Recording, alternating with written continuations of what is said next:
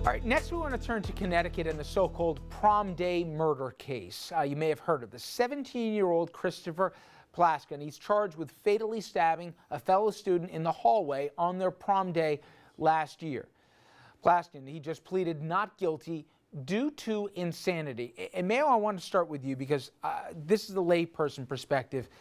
Oh, you're trying to plead insanity here. If they buy it, or if they can, you're going to get off easy if you get convicted versus somebody that was just depraved indifference and they just killed somebody and it's just flat out murder or manslaughter, whatever the case may be. First of all, talk about how this works. How hard is it to get to be actually declared insane here and be able to proceed as follows? You can't just say, we're going to, reason of insanity, that's our case. No, and there's a school of thought that to commit certain crimes, you almost have to have a level of insanity to begin with. But what you have to do is show that you actually have a recognizable mental disease or defect in the first place. And that mental disease or defect prevented you from understanding that what you were doing was wrong, okay? That the nature of that conduct, first of all, you didn't even understand the nature of the conduct, that what you're doing in the first place. And secondly, that the nature of that conduct, the conduct itself is wrong. And if you are able to establish that, which is an extremely difficult burden, I mean, it's more generally than you simply testifying, although it could be you just testifying, but, well, actually, you need an expert, someone to establish the mental disease or defect, or at a minimum, some medical records. But then after that, you have to convince a jury of that fact. So you're basically going to have an expert. The prosecution's going to have an expert which contradicts that expert. It's going to come down to a battle of the experts in front of a jury which probably has little or no medical or psychiatric background.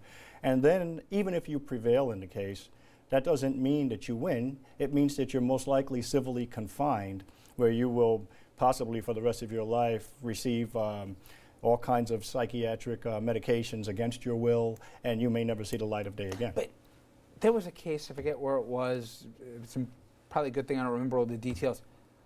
It was a cannibal or something.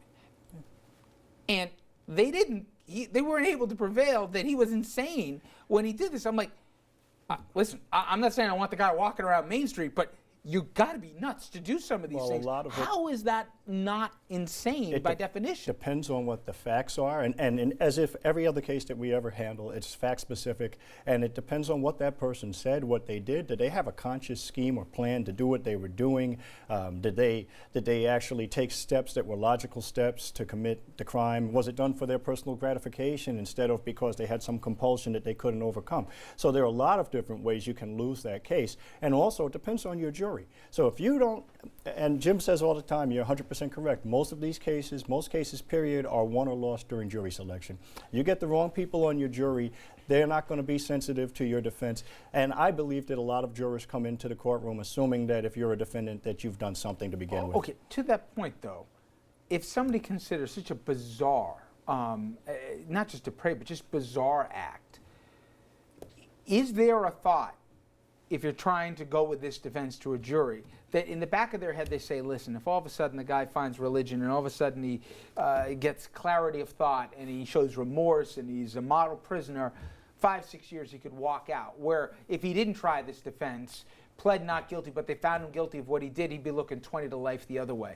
Is this just good on law and order, or does it work out that way? It's a misperception. Statistically, people who are found not guilty by reason of insanity do not get out in 3 to 5 years. In fact, many stay in a mental institution longer than had they gone to trial or pled guilty and accepted the offers given. It's a very, very difficult defense. You have to not only show that you did not understand the consequences of your act at the time it occurred, you couldn't tell the difference between right and wrong. It's not an either or, it's both of them. This is a very tough case. You have a situation here where he purportedly stabbed this young lady because she refused his invitation to the prom. You're probably better off with a mitigating defense like extreme emotional disturbance or something like that. Yeah. They're very, very difficult defenses to prove.